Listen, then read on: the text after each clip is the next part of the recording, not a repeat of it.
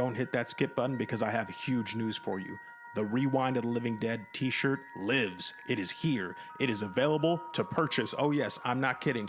We finally got our Rewind of the Living Dead t-shirt out, and it's amazing. It is printed by the same company that prints for Cavity Colors and Fright Rags, which if you're a hardcore horror fan who buys a lot of horror t-shirts, I know I do, you know that's the very best and highest quality because we couldn't do anything less for our fans. It's an amazing full color design, designed by Jason Ragosta. It's very cool. It features a zombified myself, a zombified Damon, and it looks just like an awesome horror shirt because that's what we want, because we're horror fans too. So we wanted to make a t-shirt that you could really sink your teeth into. Go to rewindofthelivingdead.bigcartel.com. Again, that's rewindofthelivingdead.bigcartel.com to get your t-shirt today. Rewind of the Living Dead is a review show, so spoilers are ahead. In part 2 of our special Talk to Me episode, we reveal our favorite parts of the film, the best performances, and the most frightening scares, along with a special interview with directors Danny and Michael Philippou in this spoiler-filled episode that leaves no stone unturned. So let us in as we complete our review for what could be the breakout horror film of 2023, Talk to Me.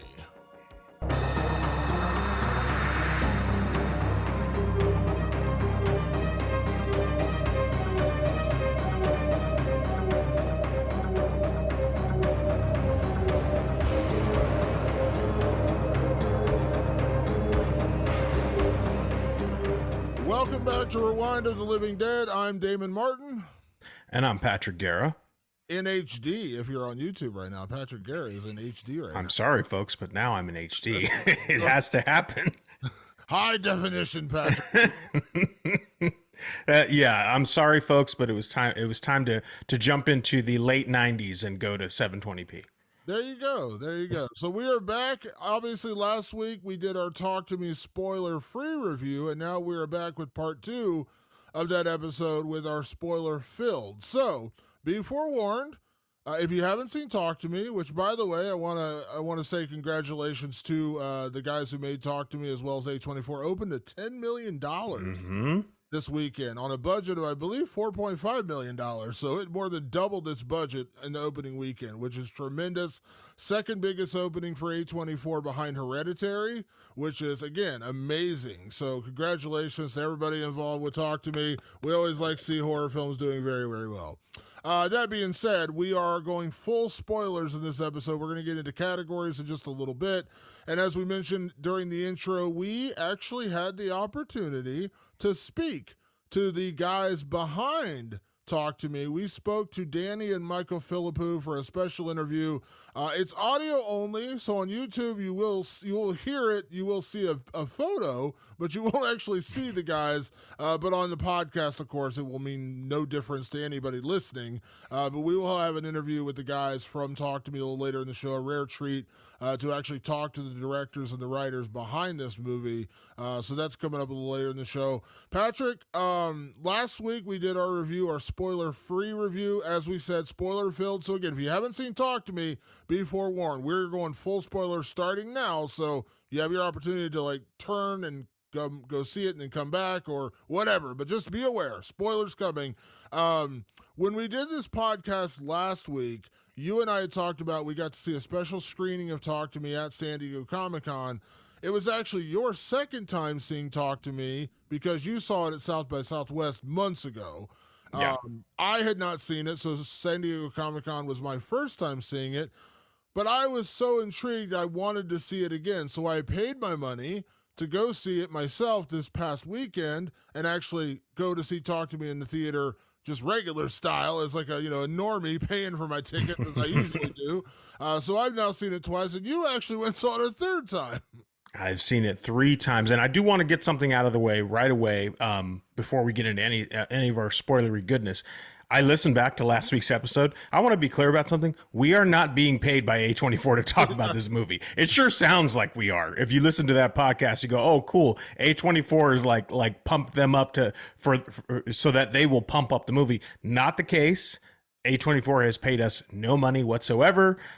We are genuinely talking about the movie because we're interested in it. It's the big original idea that's out this year. It caught me by surprise back at South by Southwest. So just so everybody knows, the integrity remains. We are reviewing this of our own accord with A24 not sponsoring us at all. Boy, if they want to, they can. Our banks are open for A24 to go ahead and slide a check in for some other promotion, but not for this one. This is us just talking about Talk to Me. And yes, Damon, I have seen it a third time on my own dime this time for the first time, and I was happy to contribute because everybody should contribute. If you're a big horror fan, the way to keep horror going is to make sure and let studios know there is an audience for it.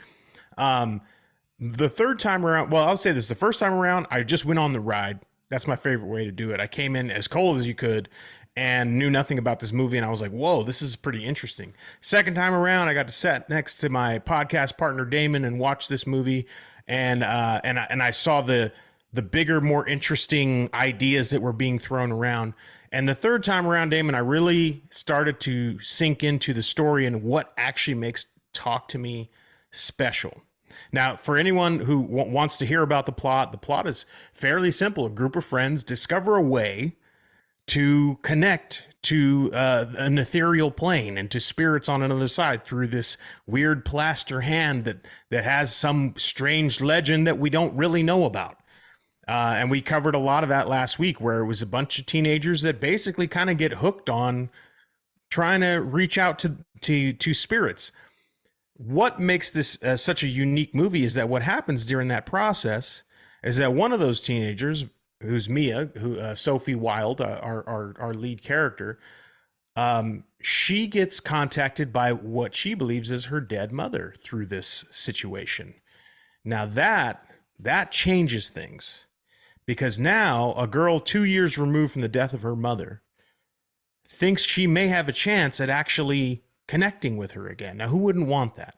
Who wouldn't be, enticed by a situation like that? And that drives Mia and her friends down a very dangerous path.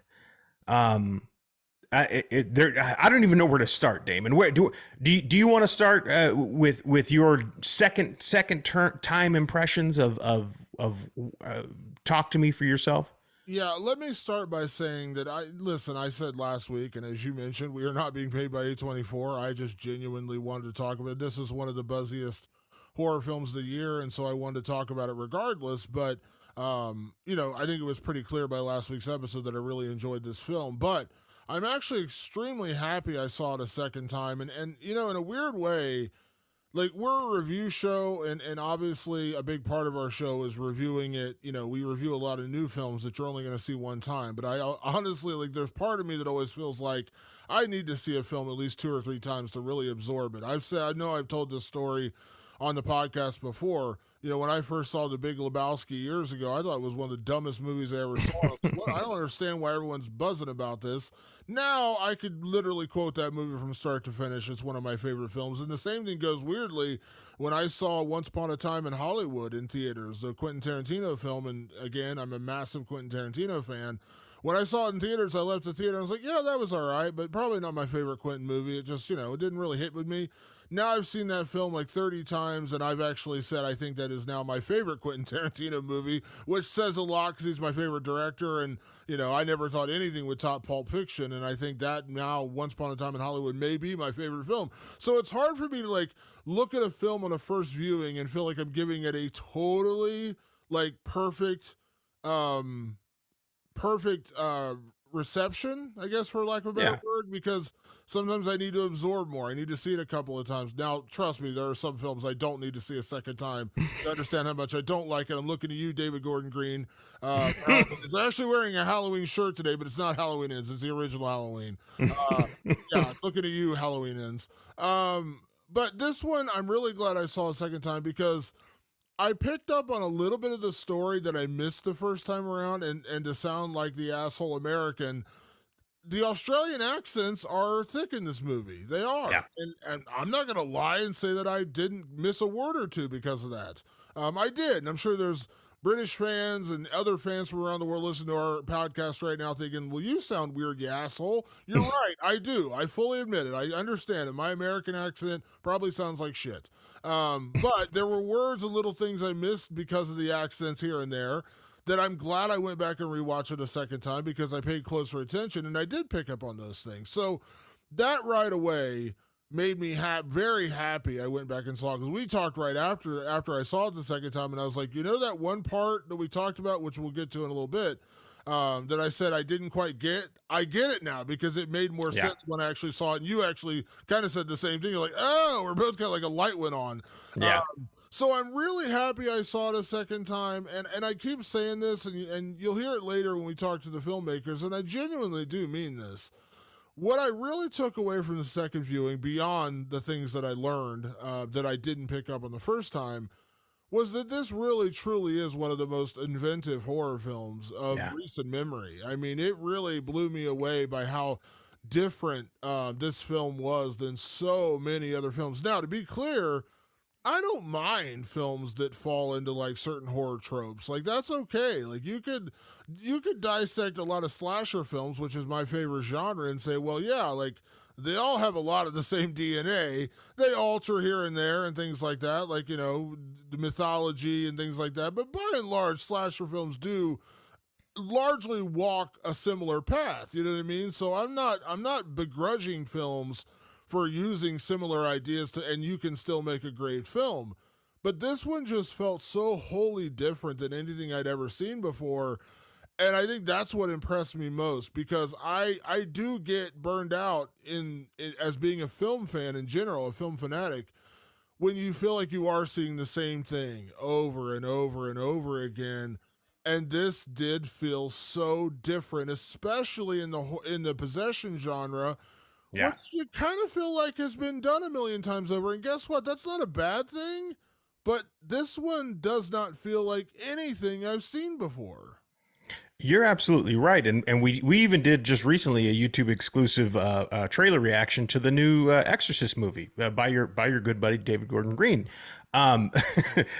Listen, you better believe I'm there night one when that comes out, but I can already see the pattern. I can already see that they're going to go down kind of that religious road. They tend to. I think what really struck me with Talk to Me was what we're looking at, what we're standing in front of, Damon, and this is very exciting, is maybe like in our existence, the third generation of horror storytellers. We had the storytellers that we grew up on. Then we had the storytellers of sort of the mid to late 90s. And now we've got a new generation of storytellers that are even outside the David Gordon Greens, who are around our age. These are people even younger than us, and they tell their stories differently. And that's what I appreciated, because yes, this is a possession film. But what they do, and we touched on it just a hair in the last thing, is that they don't even bother with the religious aspect of it, because I think the two generations prior, whether they were religious or not, sort of grew up around an overbearing religious narrative. So when possession happens to you, you answer it with religion for those last two generations. The Talk to Me generation, and I still don't know how old the Philippou brothers are. I still haven't done my research on that. You can ding me on that. But they didn't even bother to go that route. They said, we're telling the story of kids and how kids would react if they got hooked on getting possessed. A parent doesn't intervene and try to, bring a priest in to help these kids or figure anything out. The kids are doing it on their own. In fact, it's something even in my initial set of notes from, I think, my second viewing, was that it really is just kids going, I don't know how this works. Let's try and figure it out. That's how it goes. They never go to an expert. You never see them go to what you would call the half man, somebody who's experienced before. Although that's not true, they do. But they go to another teenager who's experienced before. They don't go to someone who's a grizzled old veteran. They just go to somebody who's a peer of theirs who faced it down not too long ago, and they get their clues that way as best they can. But by the end of the movie, they're still sort of just trying to figure it out all on their own. They're not looking to the established institutions that the generations of storytellers before them usually did. They seek out the answers themselves. It's such an interesting and different way in. And then another way in that I thought was wholly unique was that this time around, and this is, again, I think this is a generational storytelling tactic. The last two generations of storytellers would have, who would have been the main character in that talk to me for the Gen Xers and the elder millennials and the boomers? Who would have been the main character of Talk to Me, Damon? Are we talking about of the people who are in the Of film? the people who are actually in the film, Who would have been the lead character? who would have been the lead character? Probably Daniel, because they would avoid they would go that route because he's the religious kid. I would argue that Jade would have been the lead character. I could see that as well. Jade is Mia's best friend. She's Riley's brother. She's a bit She's the voice of mousy. reason. She's the voice of reason. She's a calm voice of reason. By the way, she never grabs the hand and says talk to me. She never even participates in it. She thinks that everybody's being too crazy. We've seen this in Nightmare on Elm Street. We've seen this in Scream. We've seen this in Friday the 13th. The character who's trying to be the voice of reason and go, everybody, we're doing the wrong thing. That's always been the main character. Yeah. In this movie, she's basically like third character down. At time, I mean, she pops up and down. But on watching it in the third time around, I go, Jade would have always been the main character and any other generation of movie storytellers. And Daniel would have been like, oh yeah, my dad's a minister or something, like maybe he can help us. Like they would have gone that traditional route. Instead, what they do is they focus their movie on the sinner, Mia, who in any of those other generations of storytelling would have been the fun side friend. Like I think of what was the name of the side friend in Fright Night? I want to say Miles, but I don't know if that's right. Yeah, I know you're talking about. I can't remember the name, but I know The side friend, he gets bit, he becomes a vampire, like he kind of has to deal, like he's the side character that they're kind of trying to help. That's Mia, but she is in the forefront. It's her story this time. It's like telling the story in Fright Night from the side characters' point of view. And it's great. It's a really interesting and different way to go about it because she has committed the sin. She's the one that when Riley, Jay's younger brother, takes a hand of the and says, talk to me. She believes that through Riley, her mother is talking to her, so she makes Riley hold on to it way too long. And there's a rule set that they put together, classic storytelling technique where they explain the rule set, don't hold it over 90 seconds, and blow out the candle, or you don't close the thing. Well, they screwed all that up when Mia thought her mom was talking to her through Riley. And so she commits this terrible sin of like having these spirits from wherever they are from attach themselves to Riley, and in turn they are trying to eke their way into Mia's life as well. They want souls for their, for their to eat basically. And when these kids play this game too long, they will suck them into their terrible little hell world and keep them there.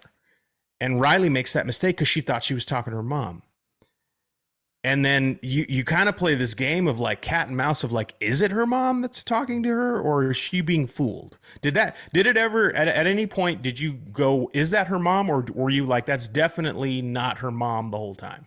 I think there's two trains of thought on that one, because they say at one point that it can dupe you, they can fool you, and so that makes me think that it wasn't her mom. But Right. at the same time, the idea that her mom did, we ultimately find in the film she did commit suicide. It wasn't an accident. It wasn't that. But was it? I don't know that that's the case. I think it was. I mean, I think it was based on the letter that her dad read to her later in the film and all that. Like, But I don't think that was her dad reading that letter to her. I think it was a spirit I don't know. fooling her. I don't know, because like right after that is when she goes to her room and she thinks her dad attacks her, and I think that obviously that's the spirits. I don't Yeah, know. on that third viewing, it felt really like that. And I think the point of all that is that the movie sets up very well that while Mia is the fun side friend, she's sort of tortured by her mom's passing, and the spirits that they are fucking with when they play this game caught on to that, and they target her. And so and they were targeting her probably all along. I think the way, not to get too far off subject, but I do think the way they present it in the film, I do believe like her mother, because they set it up pretty convincingly. Her mother overdosed on sleeping pills, and from the very beginning, you're kind of like, that doesn't sound like an accident. Like, you generally don't, you know what I mean? Like, Yeah. I think like the entire setup is out there to show that like Mia kind of lives in denial by saying her mom accidentally overdosed because she doesn't want to admit that her mother left her, that her mother killed herself and left her, and then she has this like really damaged relationship with her father because of it. So I think it's whether or not the spirit is actually her mother or not. I think that's debatable. Although I have a hard time believing it is. But again, when you go to this hell other world where the damaged, tormented souls go, that's where someone who commits suicide, you would imagine, would probably end up. So I don't know. It's kind of tough, but I do believe her mother committed suicide. I think that's set up pretty strongly from the very beginning because she's kind of living in denial. Like, even when she says it originally in the film, when somebody asks her about her mom and she says, "Yeah, she overdosed. She took too many sleeping pills." Like, everyone immediately kind of rolls their eyes because who would, that doesn't sound, you know what I mean? Like, that doesn't Mm-hmm. sound, and so it's a weird one. So I don't know. I took it as she really did commit suicide, and the letter from her dad was real, and then that's when she kind of fractures off, and that's when she has her dad coming banging on the door, thinking he's attacking her. That's the spirit. One thing I did pick up on, and another reason why I think that the spirits were using Mia once they had her over the 90 seconds early on in the film and she became a conduit for them, was the thing that I picked up on the second viewing. Now, people who saw this film for the first time who are hearing me say this might be like, "Damon, you're a jackass. How did you not pick up on this the first time?" But I didn't, and I picked up on it a lot more in the second time, and then it made a lot more sense. Possession, this, and again, the reason I didn't pick up on this was due to the sheer creativity and originality of this film. What do possession films all have in common when a spirit gets into a body? They're trying to take over the body. They're trying to cross over from the spiritual world into the corporal world and possess a, that's what possession is. They're possessing a person, right? This film kind of, it uses that, but it uses it in a different way, which is the thing that I kind of missed what they said in the first viewing, which is if you let him stay over 90 seconds and you hear him say what happens, and she says they'll want to stay. In my head, that was the possession. That was the trope that we always see. But Right. what I missed was if you die, they have you forever. What I thought I heard the first time was they stay with you forever. Like, you're possessed by them forever. What they actually said in the film was is if you die, they have you forever. They basically drag you back to hell with them or whatever this nether region limbo is. And they have you as like a pet. They can torture you forever. So these possessed souls, these tortured souls, are not trying to break out of hell and possess a body. They're actually trying to pull you back in. So it makes a lot more sense when Riley gets possessed and he starts smashing his face into a desk and basically tries to kill himself, and then later we see the same thing happen again where he gets freed for a second and he starts smashing his head against the side of a wall. The spirit is trying to get Riley to kill himself. They're not trying to possess him to take over Riley. They're trying to get Riley to kill himself so they have him as a toy in the underworld because he's actually an innocent. So that's the part I missed. I was like, oh, and the reason I missed it was because I thought they were following the typical possession trope. I Yeah. missed the part when when they said if you die, they have you. I was like, hold on, what? And then it made sense through the second viewing where it was like, oh, they're trying to kill you. They don't Yeah. want to live in your body. They want to kill you and drag you back to hell with them. And I just thought that was such a creative and interesting twist from every other possession film we've ever had. I can't remember another film like this where they're not trying to cross over from the spiritual to the corporal world. So that in and of itself. So going back to what you talked about with the mother, that's why I think the mother really did kill herself. But was that spirit actually her mother? Part of me says maybe because of the damned soul of committing suicide, and like Right. her mom obviously maybe had issues that go beyond what she was revealing to her family. The other part of me says, no, it was a spirit mimicking her mother because she knew how much pain that Mia was in and how much loss she felt from her mother being gone. So that one I'm not 100% sure, but I am confident that her mother actually killed herself because that felt genuine to the story, especially early on with Mia's denial, basically saying, "Oh no, she took too many sleeping pills." Because I think we all kind of roll our eyes and say, "You might want to re-examine that because." Doesn't sound like that's what happened. But again, it could be the other way around. I didn't look into it that deeply to think it was another direction. But there is the evidence of her mom scratched at the door to try and get help.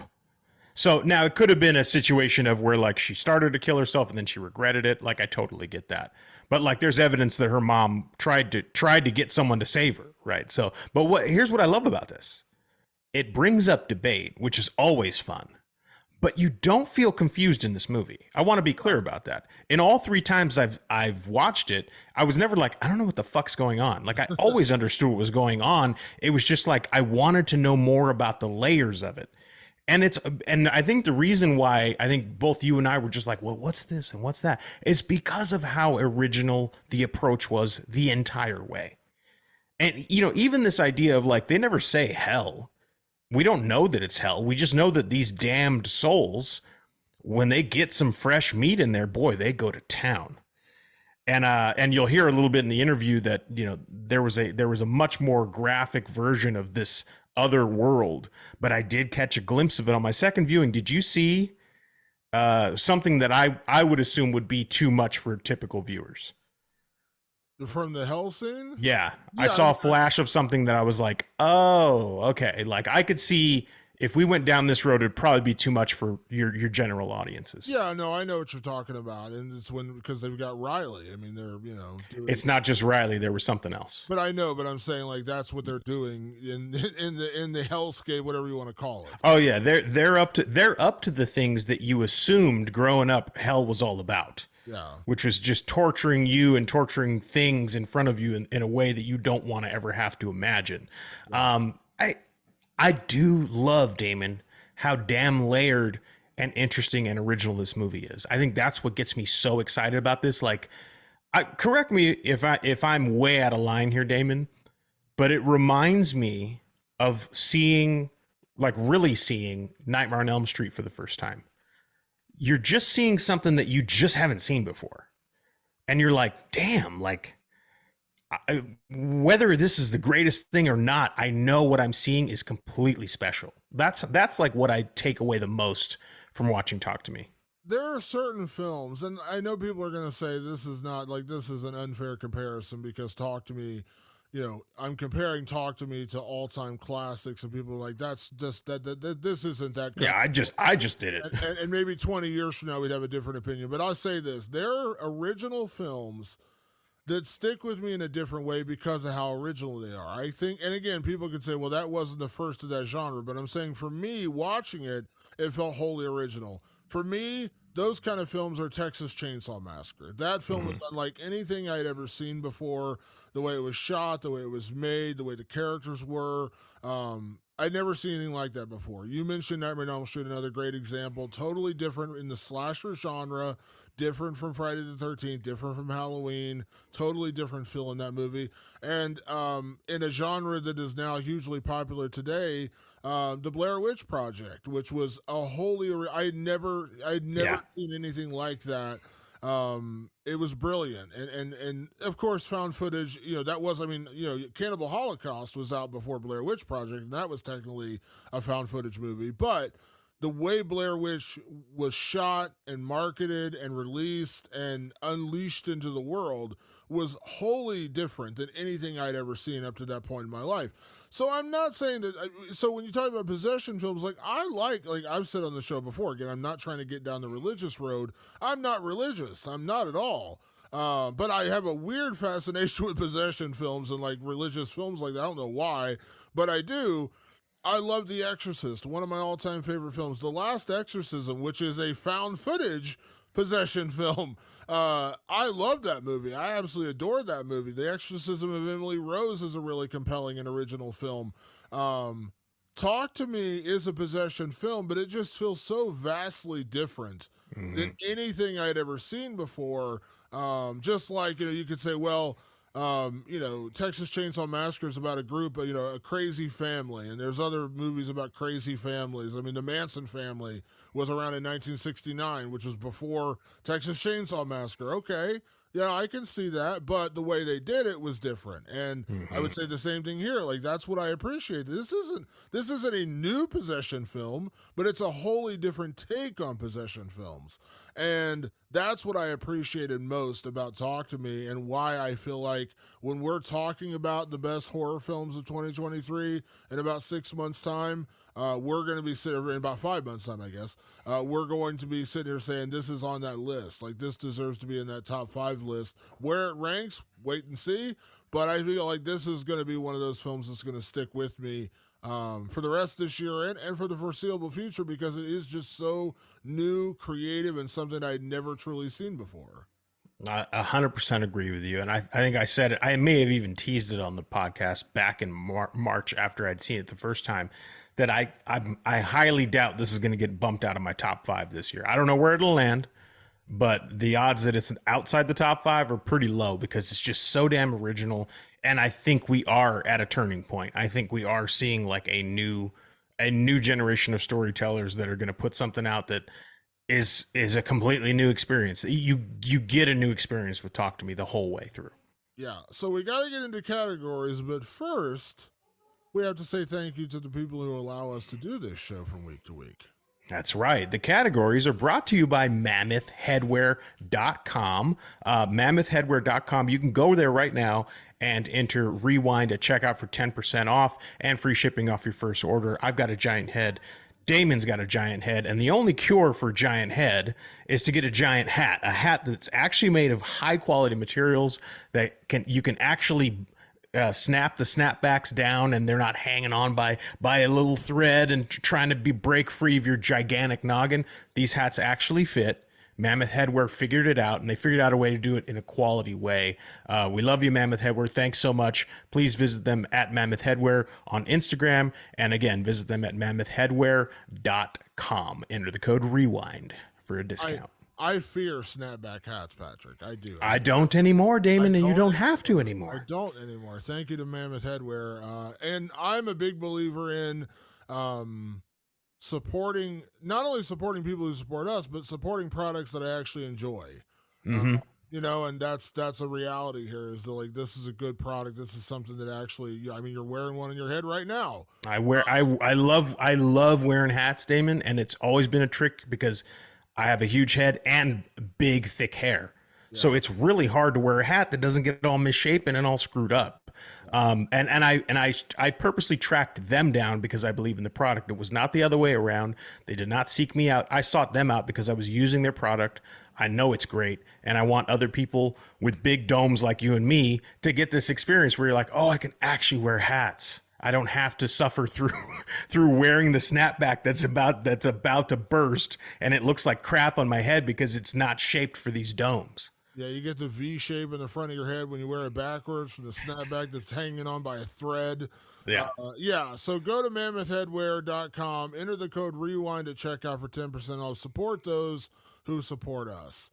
Yes, please. Patrick, let's get into categories, and we kick things off as we do each and every week here on the show. Technically, we didn't do this last week, so we're kind of returning to form now. Yeah. Best performance. And Patrick, we always say this on the show, and I always kind of, I like to lead with this sometimes, where I say that, like, you make the categories, you get first pick of the litter, and then I kind of go off of that. And sometimes I oftentimes will go out of my way to pick different things just so we have more to talk about on the show, even though we may have similar picks with favorite scare, best scare, things like that. But this week, best performance, I would love to sit here and say that I picked somebody different, but I didn't, because our best performance is the same, because it was such a breakout performance. And after the movie, I said this to you, and I meant it in a way that I truly, truly mean in terms of like a breakout performance. I said that Sophie Wilde who portrays Mia, the lead character, which, by the way, her brilliance has already been recognized because she's already been cast as the lead in 2 Netflix series that are coming up. So she's already, like, the people have already, that who saw this early have already recognized the brilliance of Sophie Wilde. But I want to mention this because I said this to you right after we left the theater. I said, you know what her performance reminded me of was the first time I saw Daniel Kaluuya in Get Out. Now, Daniel Kaluuya has gone on to become, probably along with Mahershala Ali, my favorite actor working in Hollywood today. I love his work. He's incredible, but I didn't know who he was going into Get Out. Coming out of Get Yeah. Out, I was like, holy crap, man, this guy just stole the show. I said the same thing about Sophie Wilde coming out of this theater. I was blown away by her performance. Yeah, it is Sophie Wilde who plays our lead character Mia. Ever since the inception of this show and the inception of this category, the premise of it was like, who is the person that really stands out in the movie? And very often we would say, you know, the lead character, because they have to carry the movie. It's a daunting task to carry the whole movie. Sophie Wilde carries this whole movie. She's and I don't mean that as disrespect to any of the other performances, which are all great, by the way, and all very fun and genuine. It's just what the story asks of the character, the actor was able to step up to. I think that's the big thing, is that the supporting characters, while as great as they were, did not need to prop up Sophie Wilde. She was on her journey. She took us with her. She does great in her possession moments. You know, she sort of like transforms, and she's got a great physical presence about her that she can transform. And then when she's just the Mia that we know, the high school kid Mia, she's vulnerable. She feels like an outsider. She's kind of pawing at her friends to kind of, you know, take care of her because she feels very vulnerable after the loss of her mother. She pulls all this off like somebody who's been acting for 25 years. Yeah, she's incredible. She's nuanced in her performance. She really does display a wide range of emotions and vulnerabilities in this film, and that's not easy to do. You know, I've heard from a lot of actors that I've spoken to over the years that the two hardest genres to work in and get right are horror and comedy. Because if you don't have the right timing in either genre, it will not work. And there's some actors, good actors, really good actors, who say, I can't do a comedy or I can't do a horror film because I don't have the timing to pull it off. And I appreciate that level of honesty.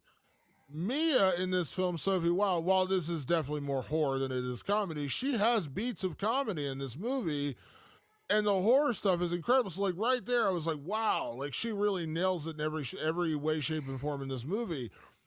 While she is my best performance, stand out, and she's going to be a massive star. Let's just be honest. I already said she already got cast in a couple of Netflix shows, so she's going to do fine. All right? But let me be clear about this. This is a cast with one really known actor, really one commodity in this film, and that's Miranda Otto, who was in the Lord of the Rings films. She was in 24 Legacy. She also did a season of Homeland. She did Chilling Adventures of Sabrina. Veteran character actor who has done a lot of things and very, very good at that. Miranda Otto is well known and a great actor, but she was the only true quote unquote commodity in this film. Everybody else, if you look at you can go to the Talk to Me Wikipedia page. There's one other link, which is Sophie Wilde. Nobody else has a Wikipedia page because these are all fairly unknown Australian actors. Patrick, I say this all the time. Horror films that are lucky enough to work with A-list talent do sometimes get a little bit of a lead in, like, right out of the gate because you're working with, you know, A-list actors. You're working with award-winning caliber actors. Now, you and I have reviewed movies with award-winning caliber actors, and the movie still was bad, okay? So let me be clear about that. But we've also talked about films where the acting kind of ruins a film. When you bring in, like, you know, an unknown cast, or we've talked about this with kids. Sometimes we mention, like, kids can make or break the movie. This cast is all pretty relatively unknown. Let me just give a couple shout outs. Alexandra Jensen, who plays Jade. Joe Bird, who you and I met briefly at the screening in San Diego. Zoe Tarakis. Chris Alosio. Marcus Johnson.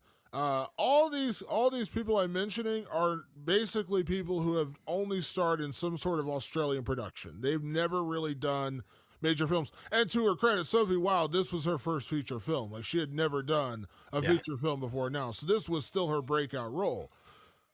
The performances were unbelievable. I was Hmm. blown away by how good these performances were start to finish because for a fairly for an unknown cast, two brand new directors, a film that got bought by A24 but didn't get produced by A24, I would have kind of like given a little bit of a hall pass to like some of like questionable performances. I'd be Yeah. like, you know what, it's your first role, it's your first film.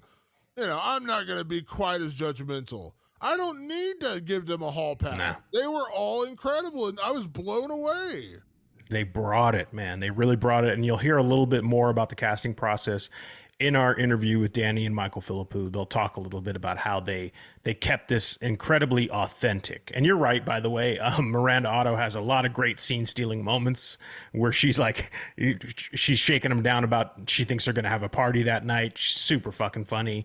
But also just, when she needs to be a mom, she can become a mom. Tons of great performances across the entire movie. Yeah, all the way, all the way. So obviously Sophie Wilde is our best performance, but again, I do want to give credit where credit's due to the supporting cast because they were all really really good. Let's talk about favorite character because I will say this film does have a lot of characters. While Mia is our lead character, this does have a lot of other characters, and they are a lot of fun. Let's be honest. Yeah. So who was your favorite character in Talk to Me? On the third viewing, I was like, "Damn, I don't know. I feel bad like leaving anybody out." I loved how every character played their role so very well. You had Jade again, who we talked about, who would be your typical final girl in any of the classic horror movies. But then you have her boyfriend Daniel, who's sort of a goody two shoes Christian kid. He has his great moments, but I ultimately went with one of the two duo who introduce our cast to the hand, and that's Joss, played by Chris Alosio. He just had sort of like Damon. You and I played high school football. He had that sort of, you know what I mean? That rascally jock, like maybe he's a defensive lineman or something. Like just he just kind of a knucklehead. Like he was a proper good knucklehead, and I just loved, and I was charmed by his performance. And I think he actually does a tremendous job every time he's on screen to make his presence felt. So with that being said, we'll talk about Joss in a second, but my favorite character was the other side of that duo, which was Zoe Tarekas playing Haley. Yeah. Haley and Joss are the duo who own the hand, and they early in the film, which I also love the mythology. They don't tell you for sure. They're like, where did the hand come from? And they basically say it's the hand of a medium that got cut off, and there's ceramic covering an embalmed hand. And they said it's a medium, and someone else says, well, I think it was a Satanist. So we never learn where this comes from.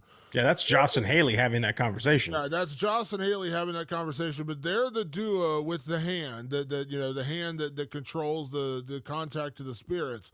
And they're just a perfect duo. They're like the perfect they're the perfect duo for this movie because they are a little bit of comic relief, a little bit of the outsiders looking in. They're the popular kids who kind of throw the parties and everyone wants to be at their parties. But they're also, when I say outsiders looking in, like they're not the main characters, they're the supporting characters. But they're great. They play off each other so well in this film. Yeah. Like you believe they could be best friends. Like you believe they are the duo who would legitimately, like there's some movies I see where they're like, these two are friends. Like really? They're friends? Like these two? You really thought these two were friends? These two actually work well together. That's why I said I might as well just give you my favorite character because they were just so great together. Yeah, they really were. I mean, I think of like one of our favorite movies, Return of the Living Dead.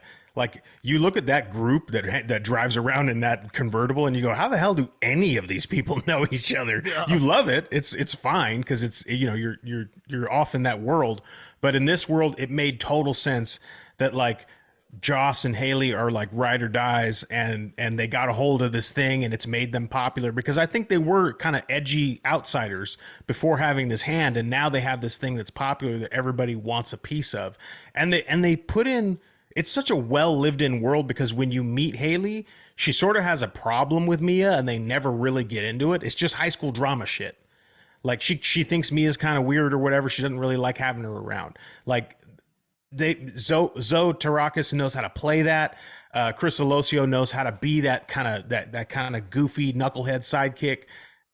And again, these are two standouts amongst a whole slew of standouts. And also, I want to mention before we move on, we don't do best line for new movies because I don't have a way to pull best line. We usually play the audio and talk about it. Haley had my favorite line in this movie, cracked me up. There's the moment when Daniel gets possessed. Like Daniel sees Mia get possessed, and now Daniel, the super religious goody two shoes kid, decides he wants to get possessed. And when he gets possessed by a super horny demon or horny entity, whatever it is. And the first thing that the entity turns to Jade, who at this point Jade and Daniel have been like dating, flirting for 3 months, yet they've never kissed. They barely held hands, and the spirit turns to Jade, and she's like, he goes soft when you touch him, and Haley turns and goes, this spirit's a cunt. And I cracked up laughing. Now, to be fair, in America, the C word gets a certain reaction. In Australia, that's like, it can be a term of endearment. It can also be an insult, but they don't mean it. Australia and England use that word a lot more than we do here in America, and it's just a general word. Yeah, it has no impact over there. It has no real impact. Now, it could be a term of endearment. Like I said, it could be like a friendly, like, that's a good cunt. You can say it as a derogatory way, but not nearly as bad as they say it here in the United States. But that being said, I had to throw what she said. It's so funny. She was like, "This spirit's a cunt." I kept laughing. Like, it was just so funny. In that sassy Australian accent too. It's just funny. Yeah, it was a great character, man. I really enjoyed this. Yeah, great stuff. Let's talk about best ghoul, because there are a lot of creatures and demons or entities, for lack of a better word, in this film. We see quite a few of them. We hear others. We don't see everybody. We do hear others. We actually never see the spirit that enters Daniel's body. Actually, also I want to mention that was cool because we get to see very early on. We see Mia seeing the ghosts. Yeah. We get to Daniel, we just see it from everybody else's perspective, which I thought was a cool little trick. Yeah. Because Jade, you're the final girl you mentioned, she doesn't buy into this. She thinks it's all bullshit. She's like, this is not real. Everyone's faking it. And even when Mia does it, she's like, whatever, like it's not real. But then Daniel does it, and we're seeing it from her perspective, from everyone's perspective, really, because we don't see the ghost. Only he sees the ghost. But anyways, what was your favorite ghoul? Who was your favorite ghoul in Talk to Me? My favorite ghoul in Talk to Me, I dubbed the toe licker. So at one point, Mia and what's his name? We just talked about him. And Daniel. They after young Riley has been nearly killed by a possession. Daniel and Mia take off and they go stay at her house for the night, and they fall asleep. And of course, what we know in the background is that these spirits have attached themselves to Mia, and they're going to be raising havoc. And at one point in the dark, crawls out this spirit that is sort of dressed like an older woman who may have, when she died, been having a little bit of fun. Let's put it that way. She looks like she's in a piece of a nightie or something like that. And she starts going to town on Daniel's toes in a very uncomfortable way, Damon. I tell you, it's one of the more uncomfortable scenes in the entire movie. And it's just something that stuck me. She gets a lot of buildup too, like because Mia's kind of seeing through her point of view something in the shadows that moves up, and then it starts latching onto Daniel in a very disgusting and gross way. Yeah, that was definitely one of the grosser moments in the film. And also, you don't really necessarily see it coming, because when the spirit kind of crawls out from the corner, you're thinking, oh, they're going to attack or they're going to do something. And really, it was just a really super horny spirit. And it was, maybe it was like a relative of Tarantino, because there was a foot fetish thing going on. Oh, there's a big foot thing there. Yeah, Mama Tarantino getting her groove on. Something going on there.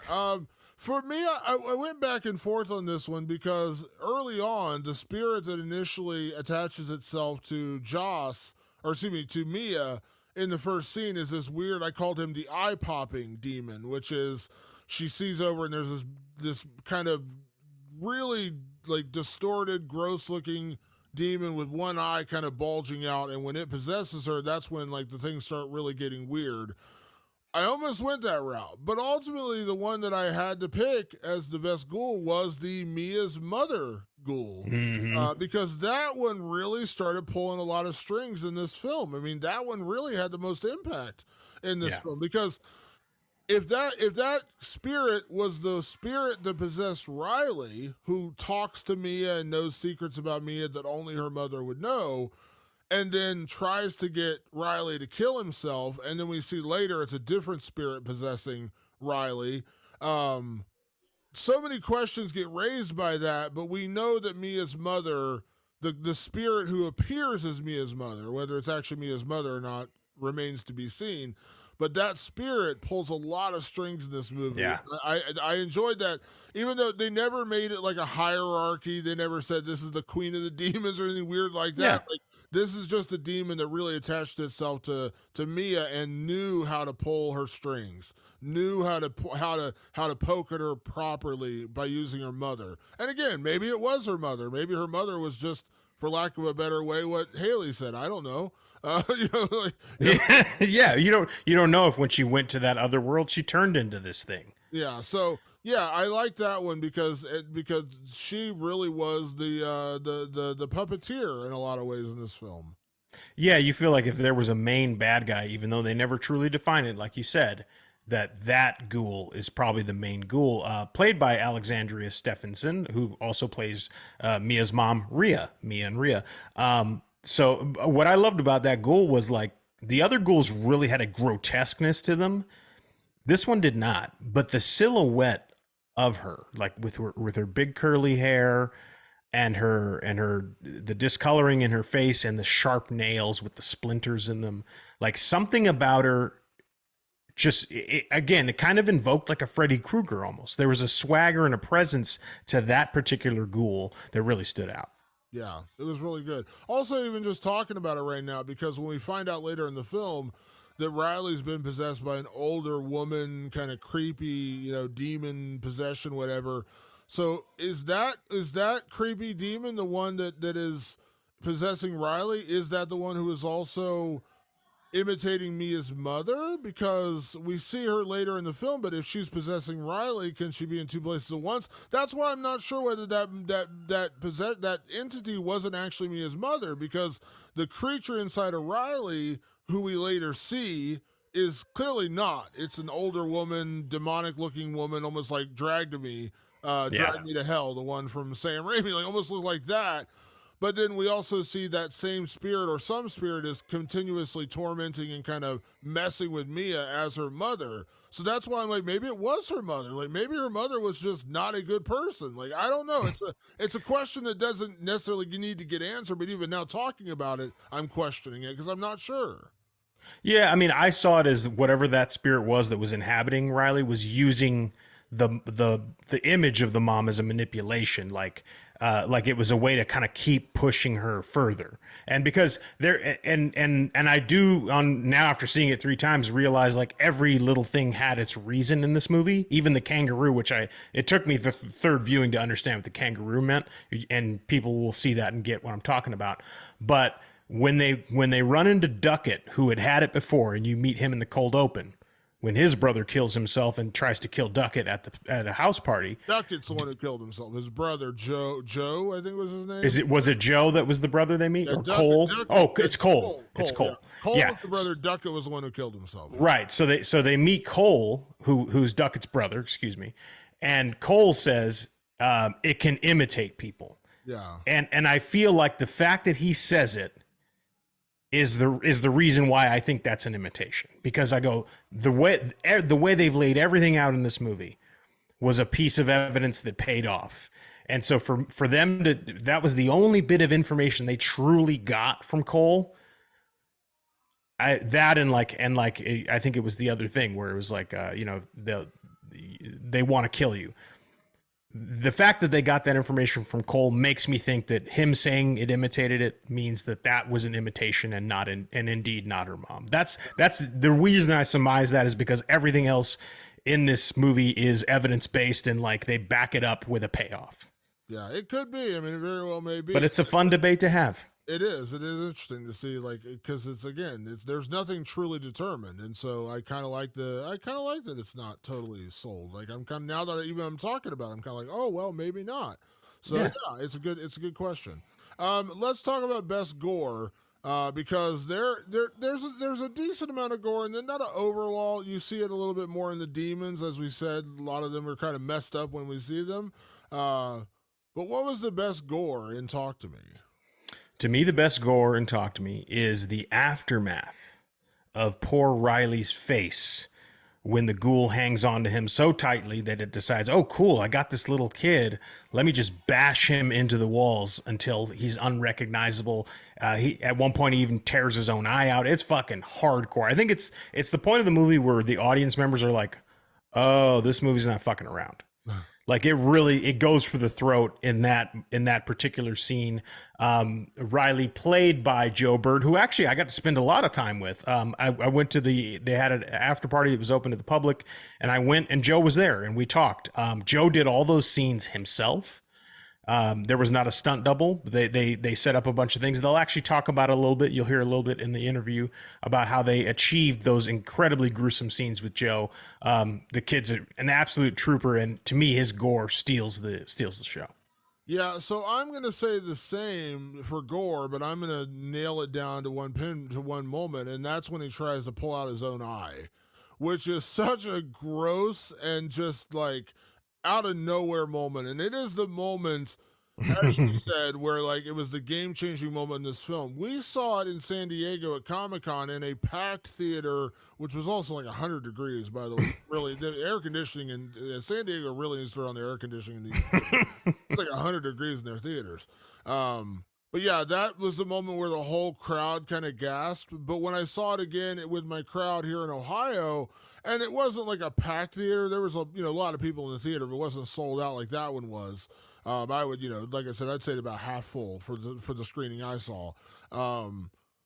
Even then, that's when like the entire audience like audibly gasps when, Yeah. when he tries to yank out his own eye, because the smashing the face was bad enough and everyone's like kind of taken back by that and surprised. But when he literally grabs his own eye and starts yanking it out of the socket, everybody just audibly gasped in the theater. And so that to me was the best gore, because they really get in close, man, where he's trying to yank Oh his yeah. eye out. And then when we see him later, his eyes all bulged up and, looks like it's been bruised, like he's gotten into like a really bad boxing match, like what happened to poor Errol Spence last night against Terrence Crawford.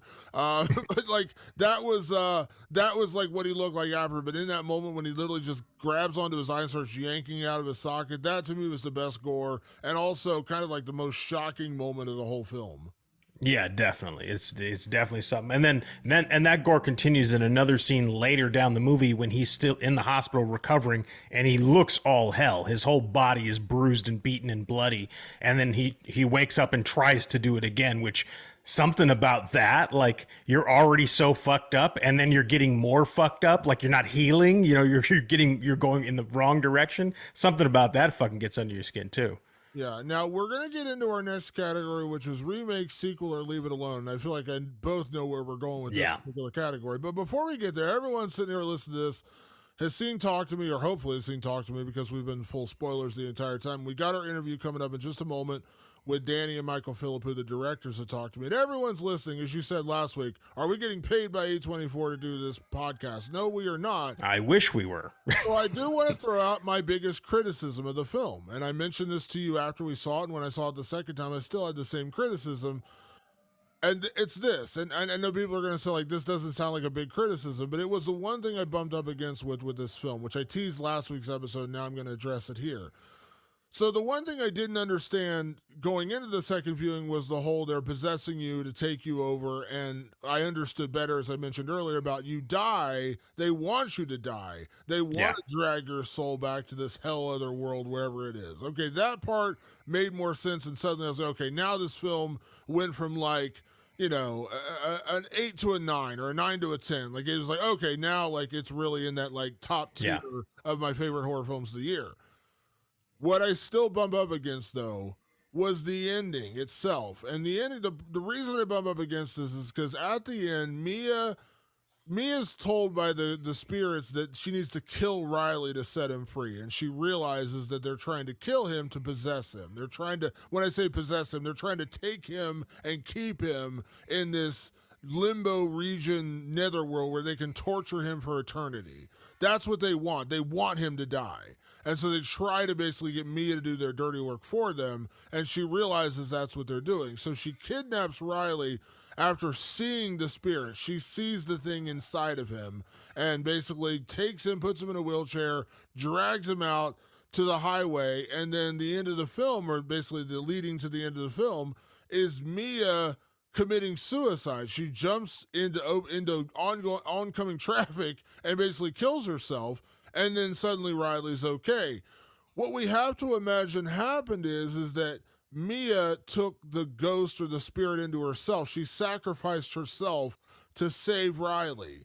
And then she kills herself, which allows her to be drawn down into the nether world, whatever, with all the demons. While I do understand that, and I believe that's what happened, it was never truly explained, and we never really had that element introduced in the film where you can possess, like you can take a possession. You can take the possession, yeah.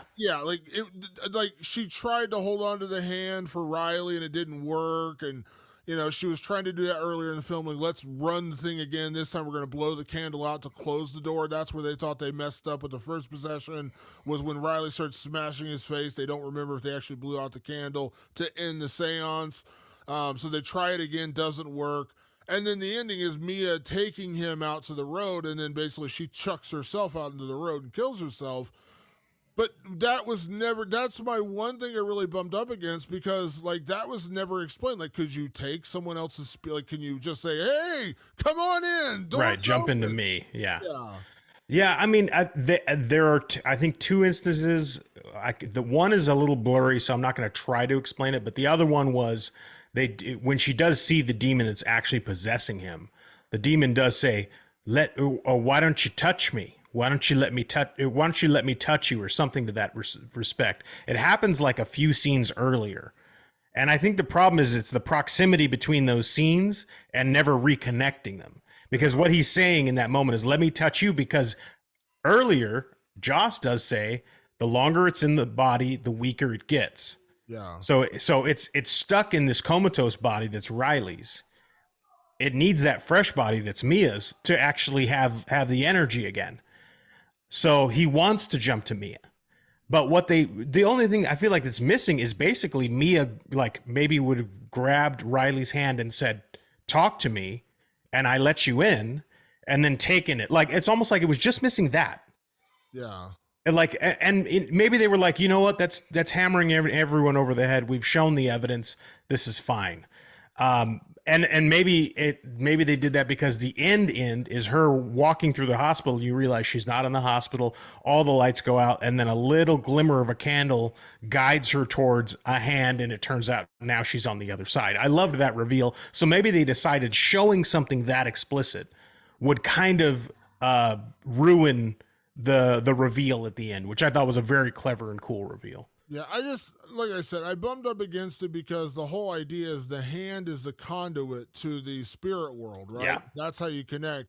So in that, like, because in that case, like, there's earlier in the film, like, where other, like, when they touch Daniel or Mia or any of the other people who get possessed, they have to touch them and they pull the hand off of them. Like, when Mia gets possessed in the first, and it goes a little over 90 seconds, and the hand won't let go of the Mia's hand will not let go of the statue, and Joss comes over and has to kind of like rip it away. Well, he's touching her. Wouldn't the spirit then just jump to him? Right. You know what I mean? That's where it got a little murky, and that's where I'm kind of like, while it certainly doesn't ruin the movie, certainly doesn't ruin my opinion of the movie. That was just, to me, a little clunky with how they handled that, because I understood it. She took in the spirit to herself and then killed herself to basically sacrifice herself so Riley's free. Okay, that's all fine. But it was just a little, like, obscured with how she did it. Like, she accepted the ghost into her body, great. And then maybe she said, I let you in, and the thing jumped, and that's what you got to do. but it was just kind of unclear because we Yeah. saw them touch each other while possessed earlier in the film. And yeah, it just, again, it was just a little, that to me was just like the one thing at the end I was kind of like, I get it, but you didn't really tell me why or how that happened Yeah. because we had numerous instances earlier where it should have, it was just touching and that's all it takes. Yeah. We had I that would earlier. have loved to have seen just one other instance where it could have happened and it could have been a lot less inconsequential. Like the stakes could have been lower, but you see the jump somewhere else. And maybe I missed it. I mean, but I have seen it 3 times at this point. I feel like I would have seen it by now. Like at one point, Daniel full on makes out with the dog. Like, wouldn't the dog have taken it? Like, I'm just saying. Like, that's that's literally the only thing I really bumped up against in terms of the mythology. Otherwise, I loved everything about it. But again, I believe that's what happened. She welcomed the spirit into herself and then sacrificed herself to save Riley. That all makes sense. I just want to know how and why because that was never explicitly stated that you could be a conduit from the conduit. Like that Right. the whole idea is the hand is the conduit. Yeah, yeah, I see. I see, and I said it then. I kind of see what you're bumping up against. It's not the cleanest ending, but it is a cool ending. Oh, I love the visual of her walking through the hospital, not seeing her reflection in the mirror, which is something she talks about earlier.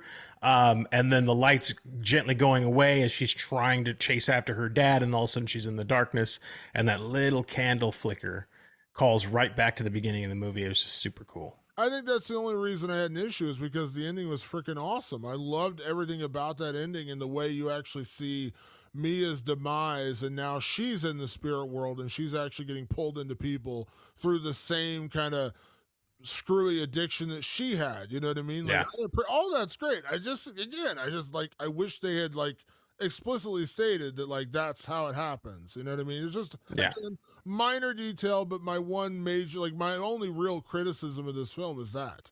sure. So let's talk about remake, sequel, or leave it alone. And we're going to talk about a potential sequel with the guys, Danny and Michael Philippou. That interview is coming up in a matter of moments.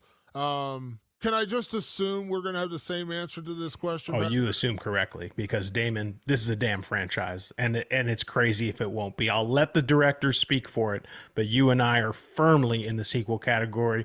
I want to see more of this movie. I don't know how you can't do a sequel to this movie. Right, I think you have to at this point. Now, I will say there's a million ways you could screw it up. Mm-hmm. You know what I mean? Like you could just make it a really tropey movie, and now the hand is whatever. But if you do it the right way, and I believe if Danny and Michael Philippou are involved, it will be done the right way. You just created an iconic image, an iconic what am I working with? Object, an iconic object. You just created a MacGuffin in horror. It's the Necronomicon. You know what I mean? Mm-hmm. You now created that with the hand. There is a. Yeah. I mean, you can even do a hand where, like we said early in the film, they said like, "Where's the other hand?" It's just out there Right. somewhere. You could do a film where the other hand appears. All kinds of possibilities. And somebody, I want to give credit where credit's due. I wish I knew the person's name. Somebody asked about a sequel at Comic Con during the filmmakers panel, and at this point, I hadn't seen the film, so I had no idea. But they had a phenomenal idea. I was like, "Oh my god, this is what they're totally going to do." They said you make the second part "Talk to Me," except the 2 is the number 2, so talk to me. Yeah. Oh come on! Like you just made the sequel. You can't not do it at this point. You got to have it happen, and it's ripe for a sequel. You're right. It's now it's mythology, and you could do a prequel like where those hands came from and what that story is. They have that written down somewhere. They'll talk about it. But then the sequels can just keep on going for a good long time, and you can have a lot of fun with this franchise. I really hope that happens. And you could bring back Mia as a spirit. That's a potential there as well. I mean, there's all kinds. You could follow up and actually have like what happened to Jade and Riley and everybody after this, and then it comes back around. Like maybe if I can't remember, is the hand right-handed or left-handed? I can't remember. It's a left hand. Left hand. So then like suddenly like they start seeing videos on the internet of the right hand and like, oh shit, Yeah. it's out there. There's all different kinds. There's a million different ways you can spiral and continue this franchise. Absolutely. All right, so let's talk about one of my favorite categories, which is can we survive this horror film? So you and I applauded this movie left, right, and center in terms of creativity and inventiveness of how they made this movie. You and again, let's play the game where you and I believe in the spirit world, and this actually can happen. So put yourself in Mia's shoes, or put yourself in Joss's shoes, or put yourself in Riley's shoes, whatever the case may be. You're sitting in that chair, and you're the one grabbing that hand. Do you survive this horror film, Patrick? Damon, I tell you right now. Like, truth be told, when I was a kid in high school, like I wasn't a drug user or anything like that. Like, I didn't really give in to peer pressure. But the idea that I could have possibly seen a spirit, I don't think I would have been able to resist. So I would have said, talk to me. I would have said, I let you in. I would have played that game. But you're damn sure I'd be like, I don't care what happens. You get me out of there like in 85 seconds. I want off in 85 seconds. I don't care what I'm saying or doing. Get me out. That's how I would have played the game. And I think for that fact alone, I think I would survive. Yeah, so I'm with you on that. I would 100% sit in that chair. I would 100% do it. I'll fully admit, like, sometimes it's fun to be the center of attention. Sometimes you want to be the one there. Everyone's like, ooh, he's doing it. So, yes, I would do it. I would gladly hold the hand. I would say, talk to me, and I would say, I let you in.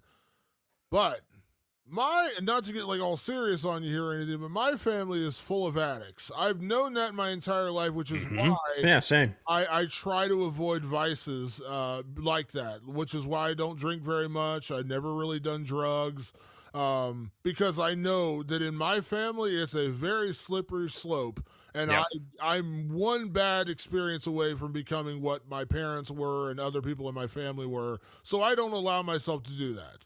So in that regard, I'm going to say I would probably end up being Mia, where I would probably like, ooh, I'll go 95 seconds. Or let's see if I can go a minute. Come on, let's put the envelope. I'd do it 20 times, and then I'd end up getting the spirit of whatever possessed Daniel, and I'd be horny for whatever's going on in the room. Yes, I probably would end up being that person. So in that regard, I'm going to say no, I would not survive this horror film because I know me well, and which is, again, I'm recognizing that, but I also know that's why I don't do it. Like, I don't know. Yeah. I've never done, listen, I'm not mocking anyone who's done it. It's a serious illness. And I want to be clear about this when I say this. I'm just using this as an example. I've never done heroin, Patrick. No desire to do heroin. Don't want to do heroin. But there's some part of me in the small part of back of my head that knows that if I did it and I enjoyed it, I would or could potentially get hooked on it because I have an addictive personality. My family has all my family has that. So that's why I don't do it. Like, I don't want to experience it because I don't want to take the off small chance that I would enjoy it, that I would get addicted to it. So I just don't do it. That's my point. I don't do it. Yeah. No, you're right. And we talked about it last week. This is a part addiction movie because they do get addicted to the rush of it all. Yeah. So I've always been not necessarily an addictive person, so I know I could like try something and walk away from it, but that's different. But I do know that history exists in my family too.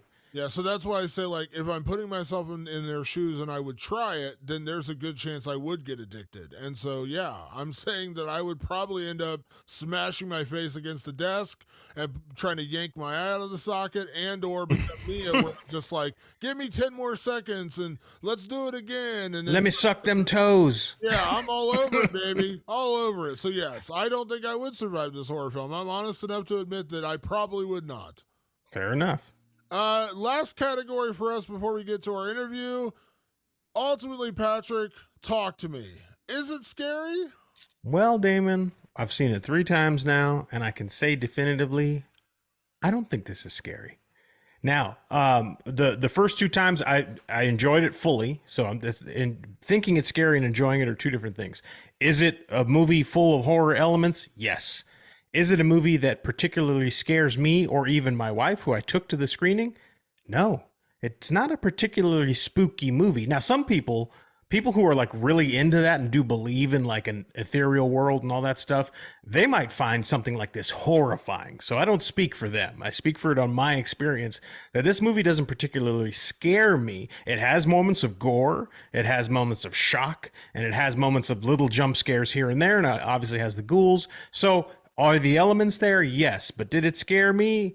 No. And even at its most fresh, this movie didn't scare me. That's not to say it's bad. It just didn't scare me. I'm going to disagree and say it is a scary movie. And the reason I say that is because they were inventive with how they made this a scary movie. It was not Very traditionally inventive. done. Are there a couple jump scares? Sure. But it's not, like I said, it's not an overly jump scare filled movie where you're just like waiting around every corner for something to jump out at you. They could have made that movie. They didn't. Where I disagree and say this is a scary movie is because when they do it and they do it right, and I'm not saying it's like scary to the point where it's like a scare a minute, where I'm like by the end of the film I feel like I need to take a pill or something to calm down. But the moments where they really pull it off, the Riley moment in particular, where he starts smashing his face to the desk, I was like, holy shit, I did not see that coming. And then doing it again, like later in the film when he does it again, that's why I say it is scary, because they legitimately kept me guessing. And that's I say it all the time, Patrick. It's so hard for me not to figure out horror films because I've seen so many. I love them, and again, to be clear, none of that ruins a film for me. I could totally guess an ending, totally guess where a film's going, find out I'm completely right, and it doesn't ruin the film for me. That being said, films when they can totally surprise me and totally throw me off guard, I'm genuinely impressed, and that's what this film did, and that's why I say it is scary, because they did genuinely keep me guessing in a lot of parts of this film. Even a thing we didn't really talk about, a thing with like Mia when she feels like she's being possessed by the spirit or by her father, and it's a spirit doing it, and then she stabs her father in the neck with a pair of scissors. That one caught me off guard, Liz. I was like, holy shit. Like that was just like a moment that I didn't necessarily see coming. Like I thought something would happen. I didn't think jabbing a pair of scissors into her father's neck would happen. So yeah, there's surprises here and there. Yeah. So yeah, it surprised me. It kept me guessing, and by that alone, I'm like, yeah, good job, man. I'm into it. So this movie does a great job. Yeah, no, this movie does a great job. But my assessment that I didn't find it scary has nothing to do with how good I think it is. I would compare this movie to movies like Saint Maud, Speak No Evil. What do those have in common? Those are some of my favorite movies that I've seen in the last few years. Like genuinely, these are movies that have found their way in a completely different way while keeping dread high. Talk to Me does that very well. So it's no indictment of the movie. I fully endorse this movie as one of the most original movies you will see in horror movies anywhere. Yeah. Highly recommend going to see this one. This is definitely going to end up being one of my favorite horror films of the year.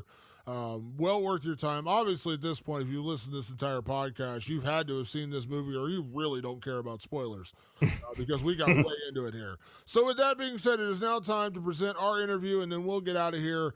Our interview with the filmmakers behind Talk to Me, Danny and Michael Philippou, once known as Raka Raka, a YouTube channel that they built up with tons of subscribers, tons of followers, and they made that transition from being YouTube kind of influencers and YouTube content creators to actually making their own feature film, which is Talk to Me. So we're going to talk to them about the film, and again, the interview is spoiler filled, so be aware if you just tuned in, you want to hear the interview, and you skipped ahead to this, that's fine, but also understand this is also a spoiler filled interview where we talk to them about film scenes that a scene in particular they talked about that could have gone on more extreme and gone later in the film that they didn't put in there. We talk about that. We do talk about a potential sequel. We talk about casting Sophie Wilde and how she became kind of the linchpin of this movie, the centerpiece of this movie. So we talk about all that. So right now, without further ado, let's get to our interview with Danny and Michael Philippou. And for Patrick, I'm Damon. We'll be back next week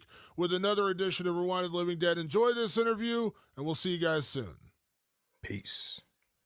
We are here today with two filmmakers from Australia who have made what may be the scariest and best horror film of all of 2023. It is our pleasure to be joined by Danny and Michael Philippou. Boys, how are you? What's up? We're happy to be here. Nice to meet you guys. This is so odd, an MMA podcast. I'm very excited.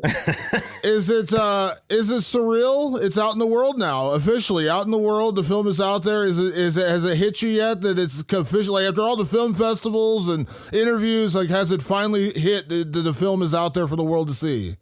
It's still, I don't know. We're going to go watch it. We're going to sneak into some sort of theater tonight that's playing it without them knowing that we're there.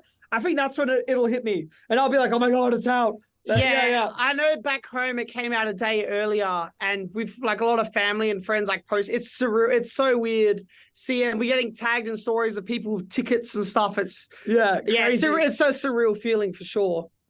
You guys have been on a serious campaign with this. I was actually at the South by Southwest premiere of it to incredible reception.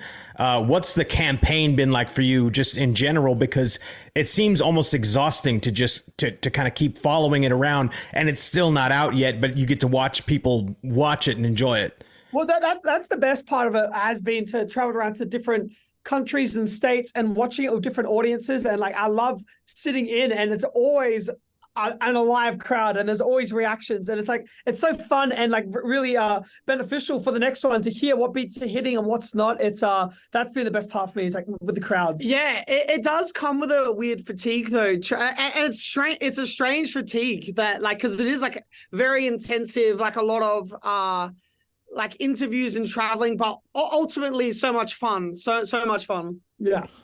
We were actually at the San Diego Comic-Con screening, and Michael, I talked to you afterwards. We were sitting right next to you, and you were like hiding your eyes at the end of the film. So I know it's like a nerve-wracking experience, but I loved it actually. So I watched it at San Diego Comic-Con. I went and saw it again. Yeah. Sorry. Yeah, I remember that. It's always a bit cringy watching your own stuff. Yeah, like watching their own stuff. Like, it's tough. But then, stop. So so I saw it again last night. I had to pay my money to go see it again because I wanted to see it again before talking to you guys. I think the most important question I have to ask for you today is, where's the hand right now? Like, where actually is the hand right now? The main one that we used in the film is in my bedroom at home in Australia. There was 6 made original ones. Yeah. But because we thought they were going to get broken and whatever, but they never did. We know where 3 of them are. I don't know where the other 3 are. In the abyss somewhere. The other 3 are out there. Somewhere. I have to ask you guys on the filmmaking side. I think obviously this is your first film, but you're not new to constructing great videos, but constructing a great scare, I think, is something completely different. What challenges did you have the scare in your head, you have it on paper, then you go to shoot, and then you go to edit.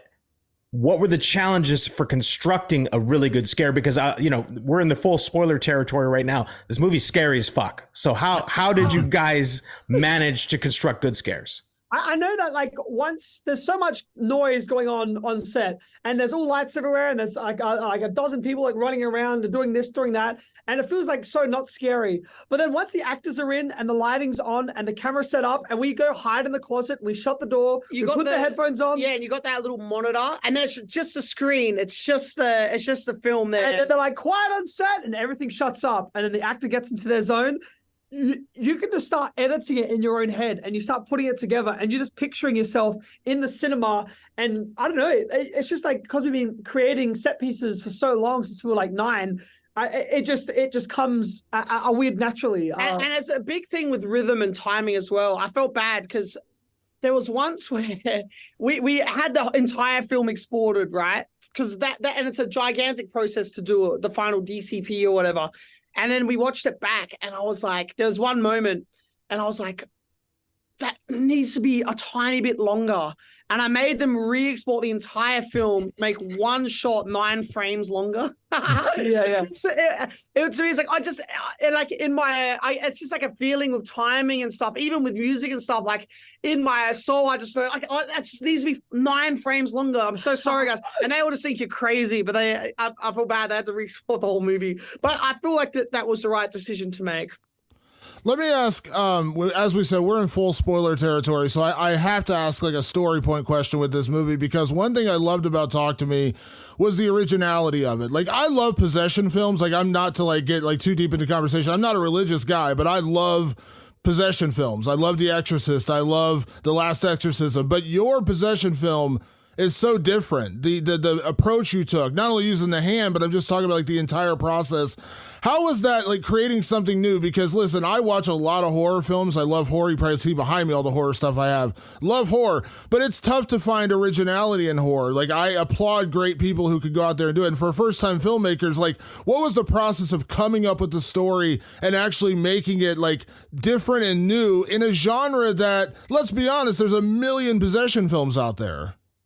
It will mainly, from my point of view, like we wanted to make something that was modern and current. So it's like our experience with, I guess, just youth culture today and the way how social media runs things. It's like I haven't really seen that portrayed authentically much in films. So it's a bit overdone, and like whenever you see like a filmmaker's perspective of what like an influencer is, it always feels like this weird caricature of that, and it never feels like a real person. And so I know we're just sort of like, what would kids be doing today if you could use something and get possessed? And that's exactly what would be happening. Kids would be using, we all have this now, that attention-seeking like antics about us through social media, and we need to be seen, we need to be accepted, and like that I feel like that's what would be happening, like if it was a real thing. But I think always that the way to make something original is just to not be too inspired by other scenes too much, and just try and be inspired by your own life and your own experiences and people that you know, and just try and be more personal with the story. That's a great point, because I really do feel like the characters in this movie are authentically teenaged. Now, here in America, it's very typical for us to like cast like 25-year-olds to play 16-year-olds.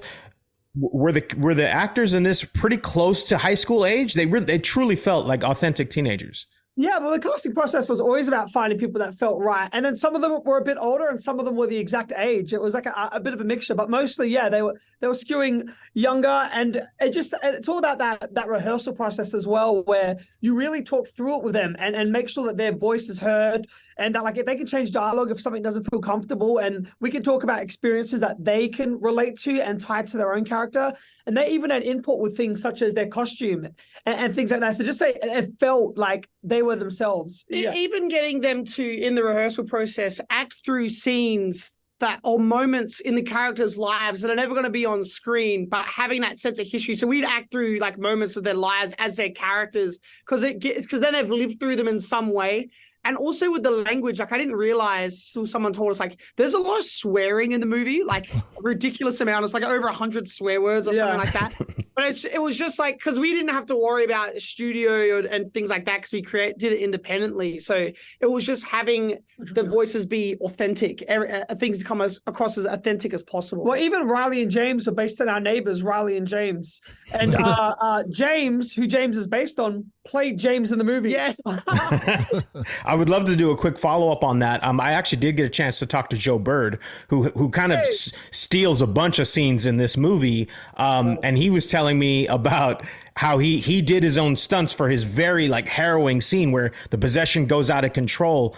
Talk a little bit about that experience on set with Joe, having to like basically smash himself into oblivion. Well, we said, you want to be an actor? Prove it.